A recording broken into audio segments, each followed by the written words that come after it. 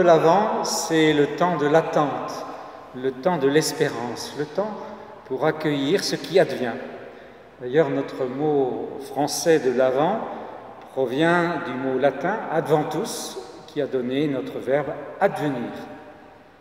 Pour regarder l'avenir, ce qui vient à nous, j'aimerais partager avec vous quelques réflexions sur la parabole du grain de moutarde, ou appelé aussi grain de sénévé.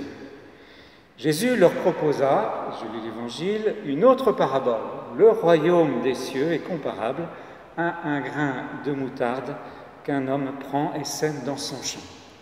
C'est bien la plus petite de toutes les semences, mais quand elle pousse, elle est la plus grande des plantes potagères. Elle devient un arbre, si bien que les oiseaux du ciel viennent faire leur nid dans ses branches. Fin de lecture.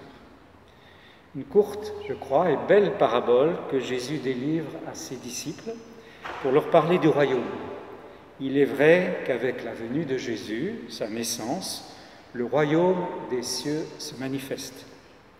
Mais à vue humaine, sa naissance semble insignifiante et dérisoire. Un enfant fragile, sans force ni pouvoir, né dans une crèche, élevé dans une famille modeste, somme toute, condamné à l'exil, n'ayant pas particulièrement de réseau, ni d'influence, ni de connaissance dans le monde des puissants et des influents. Petit, très petit, telle la graine de moutarde. Et pourtant, sa venue, son message d'amour, son enseignement, sa vie, ses paroles de pardon et de réconciliation, ses actes de guérison et de libération, sa mort et sa résurrection même, ont marqué à tout jamais l'histoire humaine. Petit, car fragile et pleinement humain.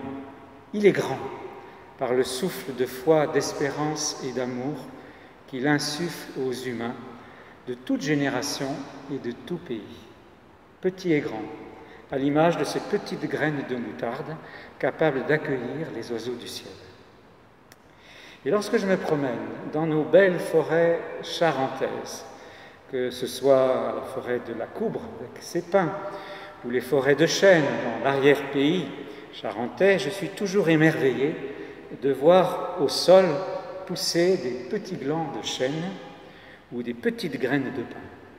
Dernièrement même, j'en ai vu sur la plage de Royan, des tout petits pins parasols, à même le sable, qui poussaient, et dire qu'ils deviendront de grands arbres solides et robustes.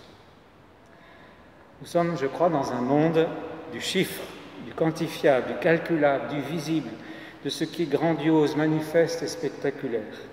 Et pourtant, l'Évangile nous fait espérer dans la force des actions modestes, dans la puissance de l'amour qui se manifeste souvent de manière discrète, dans des gestes du quotidien qui apportent réconfort, soutien ou encouragement. Le Christ, en cette période de l'Avent, nous rejoint dans nos vies de tous les jours. Avec lui, rien n'est insignifiant, rien n'est anodin. Un sourire confiant, un regard de paix, une action de solidarité, un engagement de fraternité, tout cela prend sens à son regard.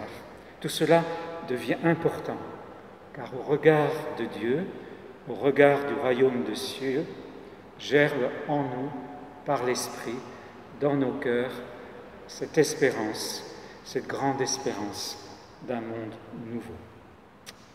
Merci, chers amis.